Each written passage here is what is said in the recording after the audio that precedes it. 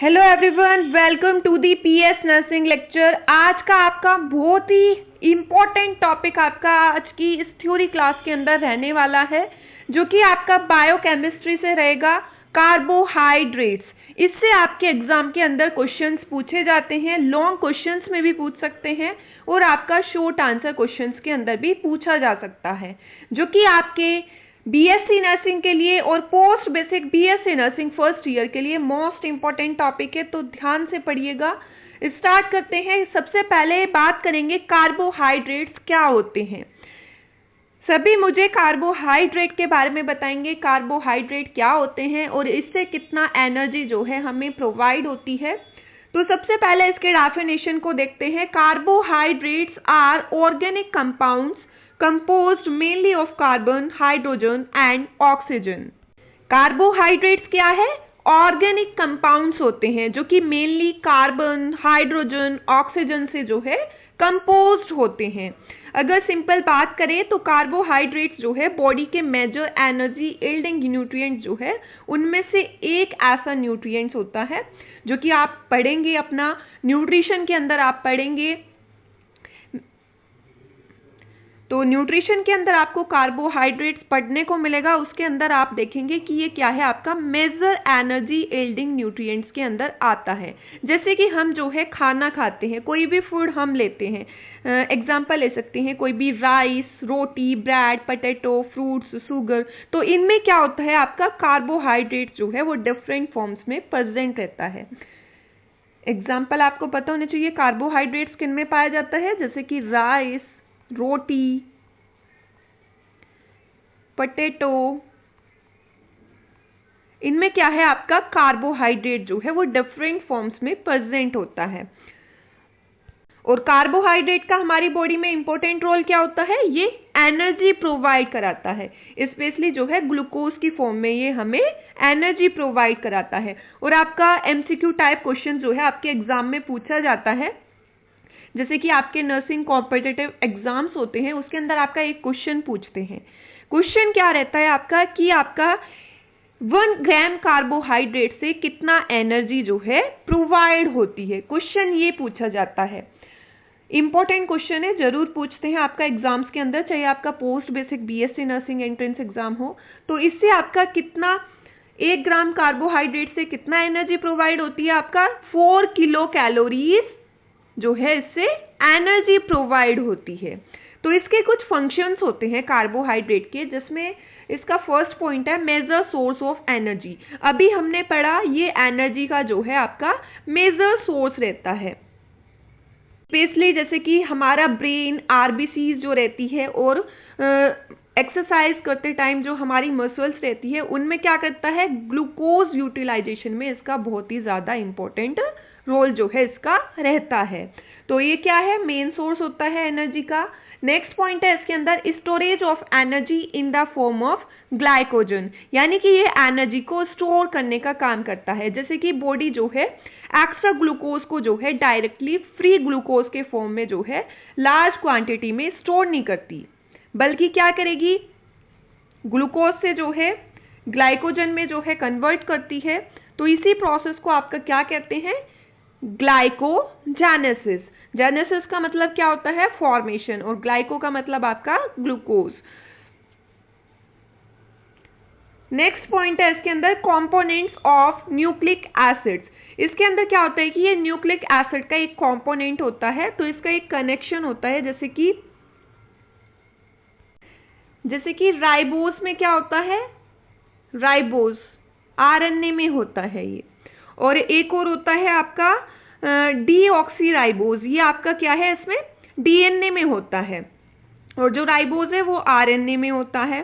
तो इसमें क्या बोला गया है, आपका कंपोनेंट्स ऑफ न्यूक्लिक एसिड। ये एक कंपोनेंट है आपका न्यूक्लिक एसिड का। और जो आपको बताए गए हैं राइबोस और डीऑक्सीराइबोस, ये क्या है, दोनों शुगर कार्बोहाइड्रेट्स के डेरिवेटिव्स होते हैं। नेक्स्ट आता है इसके अंदर point important constituents of glycoproteins and glycolipids. इसके अंदर क्या आएगा कि ये दोनों क्या होते हैं भाई, बहुत ही इंपॉर्टेंट होते हैं, जैसे कि सेल रिकॉग्निशन में, सेल कम्युनिकेशन में, रिसेप्टर्स में और आपका इम्यून फंक्शंस में जो है इसका रोल रहता है। नेक्स्ट आता है dietary fibre helps in maintaining normal bowel function. जो डाइटरी फाइबर रहता है वो क्या करता है, हमारे नॉर्मल बोवल फंक्शन को मेंटेन करने में हमारी हेल्प करता है। जैसे कि कुछ कार्बोहाइड्रेट्स जो है वो ह्यूमन डाइजेस्टिव एंजाइम से जो है डाइजेस्ट नहीं होते हैं। जैसे कि एग्जाम्पल आप ले सकते हैं, इसके अंदर आपका एग्जाम्पल आता है सेल्यूलोज।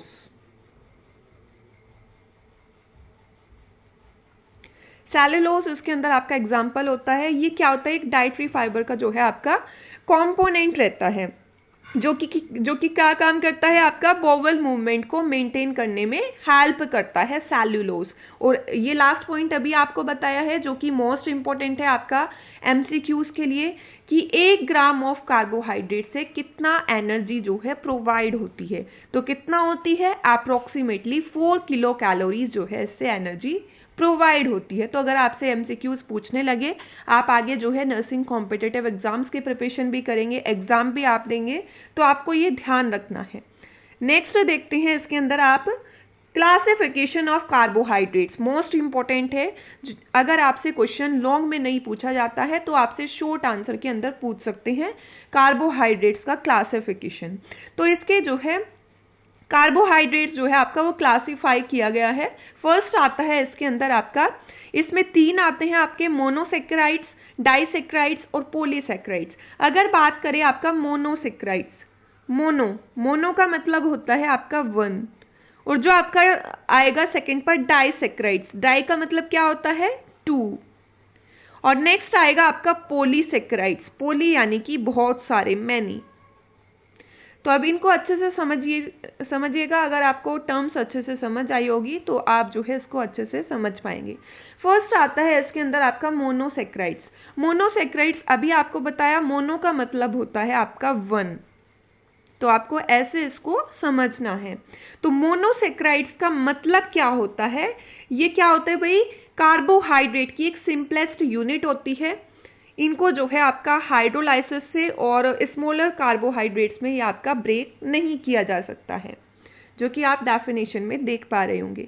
तो इसके कुछ एग्जांपल्स होते हैं, जैसे कि glucose, fructose, galactose, ribose, deoxy ribose, ये इसके आपका एग्जाम्पल होते हैं। अगर बात करें ग्लूकोज की, ग्लूकोज के अंदर क्या होता है कि ग्लूकोज को जो है कॉमनली ब्लड शुगर भी कहा जाता है। ये क्या काम करता है, हमारी बॉडी के जो मेजर सर्कुलेटिंग शुगर जो है ये रहती है ग्लूकोज। नेक्स्ट है फ्रक्टोज। फ्रक्टोज क्या होता है, फ्रक्टोज जो है नेचुरली फ्रूट्स जो रहते हैं, हनी जो रहता है उसमें देखने को मिलता है, इसलिए इसे जो है आपका कॉमनली फ्रूट शुगर भी कहा जाता है। फ्रक्टोज को आपका फ्रूट शुगर भी कहते हैं। नेक्स्ट है गैलेक्टोज। गैलेक्टोज क्या होता है, गैलेक्टोज जो है आपका लैक्टोज का एक कंपोनेंट होता है। नेक्स्ट आता है राइबोज। राइबोज अभी आपको बताया था, ये आपका जो है जो राइबोज रहता है ये आरएनए में होता है, लेकिन जो आपका डीऑक्सी राइबोज होता है ये आपका डीएनए में होता है। ध्यान रखना है, डी से डीएनए ऐसे याद करना है आपको, राइबोज आर से आरएनए, कंफ्यूज नहीं होना है। नेक्स्ट सेकंड पर आता है इसका आपका सेकंड टाइप क्या आता है, डाइसेक्राइड्स। अभी आपको बताया डाई का मतलब होता है आपका 2, यानी इसके अंदर आपका मोनोसेक्राइड्स की 2 यूनिट इसके अंदर प्रेजेंट रहती है। तो डाइसेक्राइड्स का मतलब क्या हुआ, जब 2 मोनोसेक्राइड्स जो है कंबाइन करते हैं तो क्या बनता है आपका डाइसेक्राइड बनता है। जब 2 मोनोसेक्राइड कंबाइन करेंगे तो आपका क्या बनेगा, डाइसेक्राइड बनता है। और ये क्या करता है भाई, ये मोनोसेक्राइड्स ग्लाइकोसाइडिक बॉन्ड के थ्रू जो है कनेक्टेड होते हैं। सबसे इंपॉर्टेंट इसके अंदर 3 होते हैं। सबसे फर्स्ट आता है इसके अंदर सुक्रोज। सुक्रोज जो है आपका कैसे बनता है, ग्लूकोज और फ्रक्टोज से मिलकर आपका सुक्रोज बनता है। ये मोस्ट इंपॉर्टेंट है, इनको आपको ध्यान रखना है। सुक्रोज आपका कैसे बनेगा, ग्लूकोज और फ्रक्टोज से मिलकर बनता है। जैसे कि मिल्क और सुक्रोज के अंदर आप एक एग्जांपल ले सकते हैं, जैसे कि आप टेबल शुगर जो है इसका एग्जांपल ले सकते हैं सुक्रोज का। नेक्स्ट आता है लैक्टोस। लैक्टोस आपका ग्लूकोज और गैलेक्टोज से मिलकर बनता है, जैसे कि एग्जांपल ले सकते हैं मिल्क शुगर। नेक्स्ट आता है आपका इसके अंदर थर्ड माल्टोस। माल्टोस जो है आपका ग्लूकोज और ग्लूकोज से मिलकर बनता है, जैसे कि एग्जांपल ले सकते हैं माल्ट शुगर। नेक्स्ट आते हैं इसके अंदर थर्ड पॉलीसेक्राइड्स। पॉली का मतलब होता है बहुत सारे, तो इसके अंदर क्या होता है, large number of monosaccharides units जो है इसके अंदर प्रेजेंट रहती है, यानी कि बहुत सारी जो मोनोसेक्राइड्स की यूनिट्स रहती है वो इसके अंदर क्या होती है, इससे जो है कनेक्टेड रहती है। इसके एग्जांपल्स आप देख सकते हैं, जैसे कि एग्जांपल दिया गया है इसके अंदर स्टार्च। स्टार्च में क्या होता है कि स्टोरेज कार्बोहाइड्रेट्स ऑफ प्लांट्स, यानी कि प्लांट्स का मेजर स्टोरेज जो है वो कार्बोहाइड्रेट का इसके अंदर ही होता है, जैसे कि राइस, व्हीट, पोटैटो में जो है आपका स्टार्च जो है ज्यादा मात्रा में पाया जाता है। नेक्स्ट आता है ग्लाइकोजन। ग्लाइकोजन के अंदर क्या लिखा है आपका, storage carbohydrate of humans and animals, यानी कि ह्यूमंस और एनिमल्स का जो स्टोरेज होगा कार्बोहाइड्रेट का वो आपका ग्लाइकोजन में होता है, जैसे कि एग्जांपल ले सकते हैं इसके अंदर आपका। और एक और बात आपको इसके अंदर ध्यान रखनी है, जो आपका ग्लाइकोजन है इसको आपका जो है कभी कभी जो है एनिमल स्टार्च भी कहा जाता है। नेक्स्ट आता है cellulose. Important dietary fibre, humans can not digest it. जो सेलुलोज रहता है आपका वो प्लांट्स जो रहते हैं उनकी सेल वॉल का जो है मेजर स्ट्रक्चरल कार्बोहाइड्रेट रहता है, जो कि ह्यूमन सेलुलोज रहता है वो उसको डाइजेस्ट नहीं कर सकता। क्यों नहीं कर सकता, क्योंकि ह्यूमंस में जो है सेलुलोज एंजाइम जो है वो नहीं होते हैं। नेक्स्ट हम देखेंगे इसके अंदर आपका metabolism of carbohydrate. Most important है कार्बोहाइड्रेट का मेटाबॉलिज्म। तो मेटाबॉलिज्म क्या होता है, सबसे पहले तो ये समझ लो, metabolism is the sum total of all chemical reactions occurring in the body to maintain life. Metabolism क्या होता है, यानी कि हमारी बॉडी में होने वाली सभी केमिकल रिएक्शंस का जो टोटल रहता है वो क्या होता है, मेटाबॉलिज्म होता है।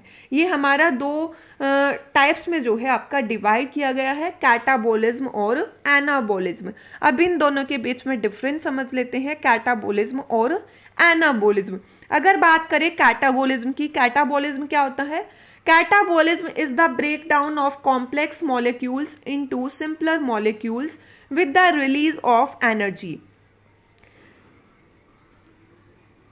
तो कैटाबॉलिज्म क्या है भाई, इसमें क्या होता है आपका ब्रेकडाउन होता है कॉम्प्लेक्स मॉलिक्यूल का सिंपलर मॉलिक्यूल्स तक, ठीक है। जैसे कि एग्जांपल आप इसके अंदर ले सकते हैं ग्लूकोज। ग्लूकोज से क्या बना, पायरुवेट एनर्जी। नेक्स्ट है ग्लाइकोजन। ग्लाइकोजन जो कि आपका ग्लूकोज में convert, protein, amino acids, fat, fatty acids और ग्लिसरॉल से मिलकर बना। नेक्स्ट आता है एनाबॉलिज्म। सबसे पहले तो आपको एन से ही समझ लेना है, यानी कि anabolism is the synthesis of complex molecules from simpler molecules using energy. इसमें क्या होता है कि इसमें इसका अपोजिट होता है, जो कॉम्प्लेक्स मॉलिक्यूल्स होते हैं वो सिंपलर मॉलिक्यूल से जो है उनका सिंथेसिस होता है, जिसमें क्या है आपका एनर्जी यूज की जाती है। जैसे कि एग्जाम्पल आप ले सकते हैं इसके अंदर, ग्लूकोज से क्या बना, ग्लाइकोजन, ग्लाइकोजेनेसिस हुआ यानी कि फॉर्मेशन हुआ ग्लूकोज का। नेक्स्ट अमीनो एसिड से प्रोटीन, फैटी एसिड और ग्लिसरॉल से मिलकर बना फैट। तो ये होता है एनाबॉलिज्म, जिसमें क्या होता है एनर्जी की रिक्वायरमेंट होती है। नेक्स्ट आता है आपका ये मेटाबॉलिज्म है आपका कार्बोहाइड्रेट का, उसका पाथवे है। ये आता है आपका catabolism of carbohydrates. Catabolism of carbohydrate एक ऐसा प्रोसेस होता है आपका जिसमें ब्रेक डाउन होता है। कैटाबॉलिज्म का मतलब क्या होता है, ब्रेक डाउन। तो इसके डेफिनेशन को ध्यान से समझिएगा। कार्बोहाइड्रेट कैटाबॉलिज्म क्या होता है, यानी कि बॉडी किसी कॉम्प्लेक्स मॉलिक्यूल को जो है तोड़कर या फिर ब्रेक डाउन कर जो है सिंपल मॉलिक्यूल्स बनाती है और एनर्जी क्या करती है, रिलीज करती है। तो कार्बोहाइड्रेट कैटाबॉलिज्म में जो है आपका मेनली ग्लूकोज को जो है ब्रेक और ऑक्सीडाइज करके जो है आपका एनर्जी बनाई जाती है एटीपी की फॉर्म में। एटीपी की फॉर्म में इसमें आपका एनर्जी बनाई जाती है। एटीपी की फुल फॉर्म क्या होती है, एडेनोसाइन ट्राइफॉस्फेट।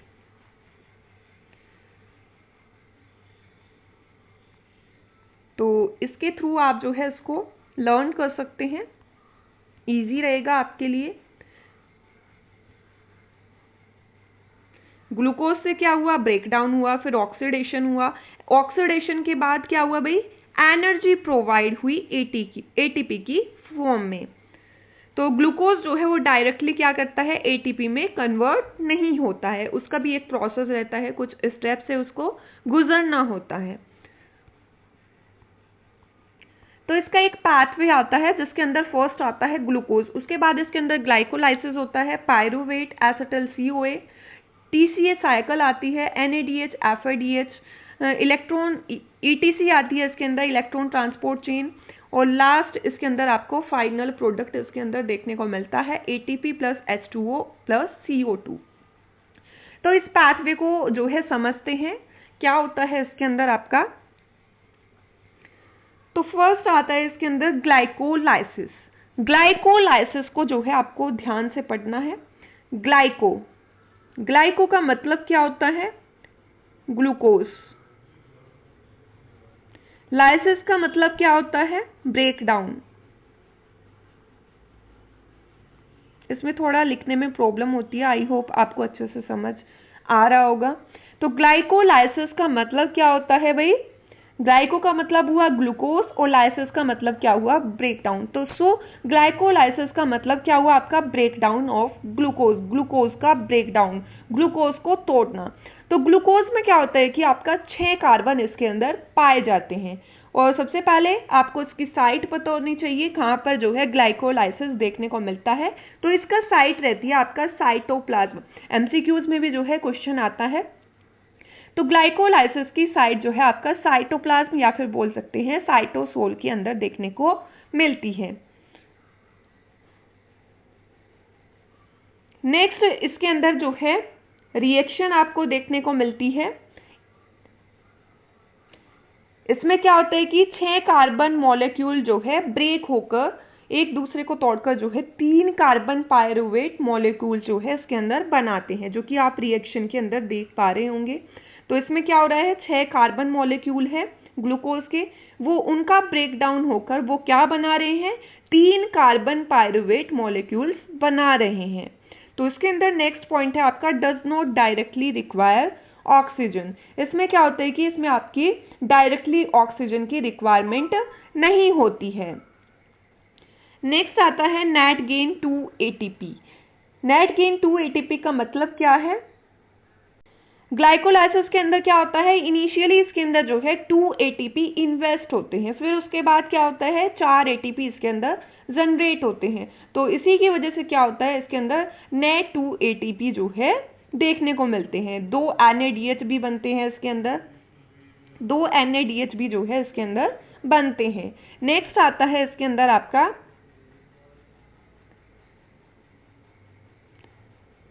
अगर ऑक्सीजन जो है सफिशिएंट नहीं है, उसके अंदर क्या होगा, अगर ऑक्सीजन सफिशिएंट नहीं है तो उसको बोलते हैं आपका अनएरोबिक कंडीशन। ये कौन सी कंडीशन हुई, अनएरोबिक कंडीशन, जिसमें क्या है ऑक्सीजन सफिशिएंट नहीं रहता है।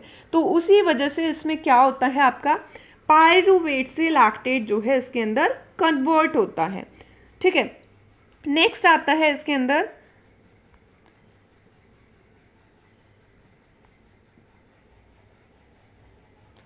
उसके बाद सेकंड स्टेप होता है इसका फॉर्मेशन ऑफ एसिटिल CoA। तो इसका फॉर्मेशन जो है इसमें देखने को मिलता है under aerobic conditions pyruvate enters the mitochondria. तो अगर ऑक्सीजन जो है सफिशिएंट है तो क्या होगा, पायरूवेट माइटोकॉन्ड्रिया में एंटर करता है। तो अब क्या होगा, जब ऑक्सीजन सफिशिएंट है उसको बोलते हैं आपका एरोबिक कंडीशन। तो उसके अंदर क्या होगा, आपका पायरुवेट जो है कन्वर्ट करेगा एसिटल COA, यानी कि एसिटल COA का फॉर्मेशन होता है, जो कि कहाँ होता है, और आपको ध्यान रखना है इस प्रोसेस को जो है आपका पायरुवेट ऑक्सीडेशन या फिर लिंक रिएक्शन भी जो है इसका आपको कहते हैं। साइट क्या रहती है, साइट रहती है इसका आपका माइटोकॉन्ड्रिया। माइटोकॉन्ड्रिया में ये देखने को मिलता है और इसकी रिएक्शन होती है। रिएक्शन भी आपको इसका ध्यान रखनी है, यहाँ पर लिख देते हैं।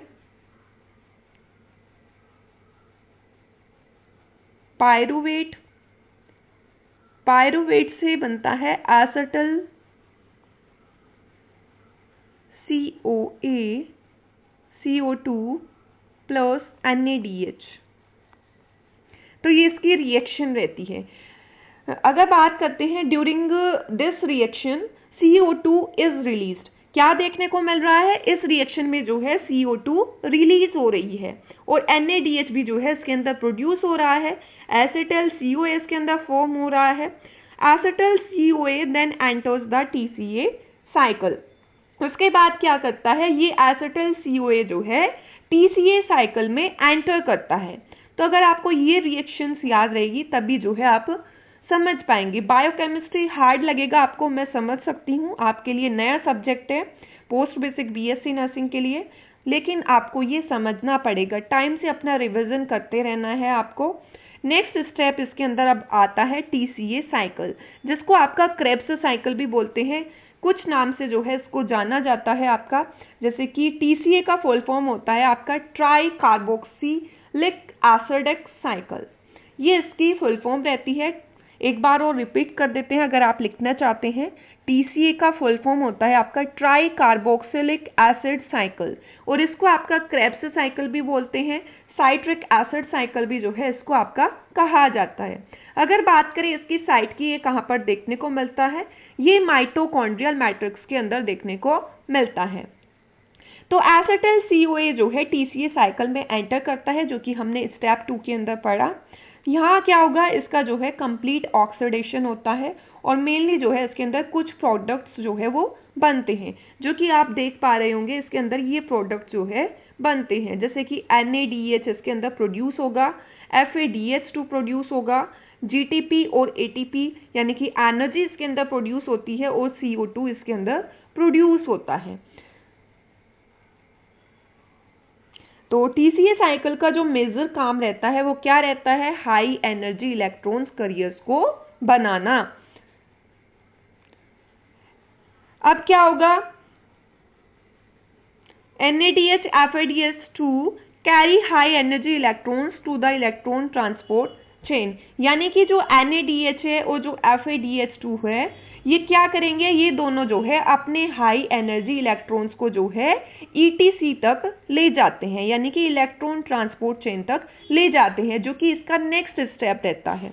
तो अब नेक्स्ट स्टेप के अंदर हम देखेंगे इलेक्ट्रॉन ट्रांसपोर्ट चेन के अंदर, जिसको आपका शॉर्ट में ETC भी बोलते हैं, और इसका साइट रहती है आपका, ये कहाँ पर देखने को मिलता है, इनर माइटोकॉन्ड्रियल मेम्ब्रेन के अंदर ये आपका देखने को मिलता है।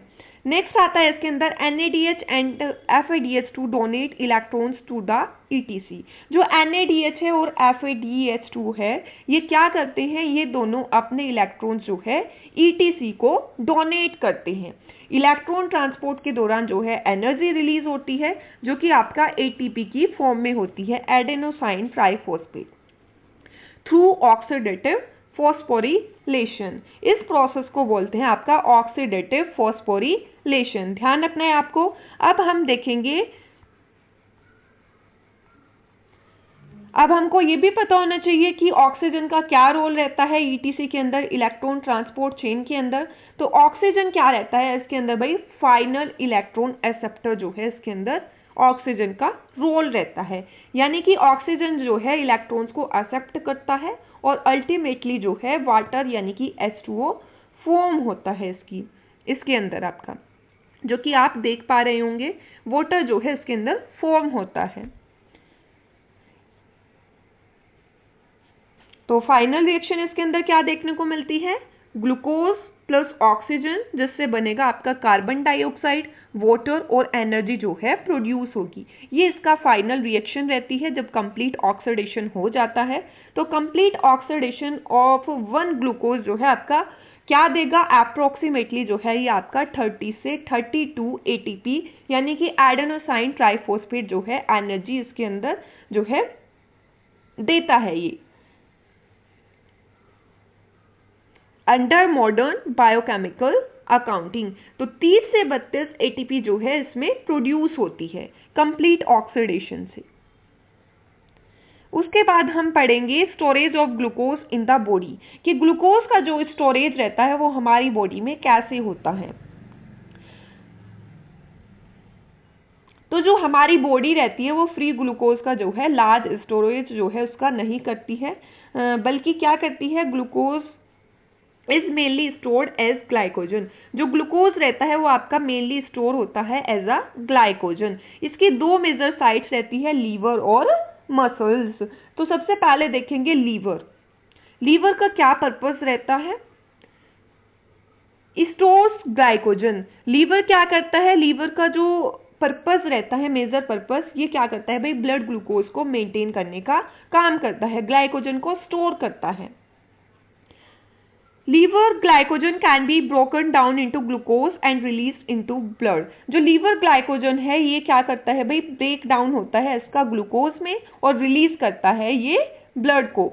ठीक है, glycogen is broken down during fasting between meals. जैसे कि आप एक एग्जांपल ले सकते हैं, आपने डिनर किया और कुछ आवर्स बाद जो है आपको फूड अवेलेबल नहीं हुआ, तो ब्लड ग्लूकोज को मेंटेन करने के लिए जो है लीवर ग्लाइकोजन ब्रेक डाउन कर सकता है, जो कि हमने अभी पढ़ा कि क्या होता है ग्लाइकोजन। अभी हमने देखा था glucose is mainly stored as glycogen, और इस प्रोसेस को क्या बोलते हैं आपका, ग्लाइकोजेनोलाइसिस। लाइसिस का मतलब होता है ब्रेक डाउन। और नेक्स्ट आता है इसके अंदर आपका, नेक्स्ट साइट आती है स्केलेटल मसल। इसके अंदर क्या होता है आपका, स्केलेटल मसल के अंदर इसका मेन पर्पस क्या होता है, मसल को एनर्जी देना। Stores glycogen for its own energy requirements. तो मसल को एनर्जी देना जो है इसका पर्पस होता है, provides energy during muscular activity. जब कोई मस्कुलर एक्टिविटी कर रहे होते हैं तो ये क्या करता है, एनर्जी प्रोवाइड कराता है। तो दोनों यूनिट आपको अच्छे से समझ आई होगी। मसल जो है फ्री ग्लूकोज को जो है ब्लड में सिग्निफिकेंट अमाउंट में जो है रिलीज नहीं कर सकता है, क्योंकि मसल जो है, मसल में किसकी कमी होती है, ग्लूकोज 6 फॉस्फेटेज की कमी देखने को मिलती है। नेक्स्ट आता है डाइजेशन ऑफ कार्बोहाइड्रेट्स। कार्बोहाइड्रेट्स का डाइजेशन कब होता है, अब मेटाबॉलिज्म से डाइजेशन पर आते हैं। तो कार्बोहाइड्रेट का डाइजेशन क्या होता है, सबसे पहले माउथ में गया खाना कार्बोहाइड्रेट, उसके बाद स्टोमक में गया, उसके बाद स्मॉल इंटेस्टाइन में गया। तो ऐसे इसका डाइजेशन जो है वो होता है, जो कि माउथ से स्टार्ट होता है इसका डाइजेशन। तो इसमें जो है हम पढ़ेंगे, सबसे पहले माउथ के अंदर देखते हैं, salivary glands secret salivary amylase. तो इसके अंदर क्या होता है, माउथ से ही जो है डाइजेशन स्टार्ट होता है। It begins the digestion of starch. तो सैलिवरी ग्लैंड्स भी जो है इसके अंदर सीक्रेट होती है salivary amylase. Starch smaller carbohydrates, ये क्या करते हैं, मेनली जो है ये आपका स्टार्च पर एक्ट करता है। स्टार्च को जो है स्मॉलर कार्बोहाइड्रेट मॉलिक्यूल्स में जो है ये ब्रेक करता है, जो कि आप इसके अंदर देख पा रहे होंगे। नेक्स्ट आता है इसके अंदर stomach. There is little carbohydrate digestion in the stomach, यानी कि स्टोमक कार्बोहाइड्रेट डाइजेशन का मेजर साइट नहीं होता है। क्यों नहीं होता है, क्योंकि स्टोमक में जो है आपका HCl प्रेजेंट रहता है। तो HCl की वजह से क्या होता है, एसिडिक एनवायरनमेंट रहता है, एसिडिक pH रहता है, तो उसकी वजह से जो है सैलिवरी एमिलोज को जो है ये इनएक्टिवेट कर देता है, जिसकी वजह से माउथ में डाइजेशन स्टार्ट होता है और स्टोमक के अंदर जो है कुछ ही अमाउंट में जो है कार्बोहाइड्रेट का डाइजेशन देखने को मिलता है। नेक्स्ट आता है इसके अंदर small intestine. This is the major site of carbohydrate digestion. तो इसके अंदर क्या होता है, कार्बोहाइड्रेट डाइजेशन का जो मेजर साइट रहती है वो कौन सा होती है, स्मॉल इंटेस्टाइन। नेक्स्ट आता है the pancreas secrets pancreatic amylase.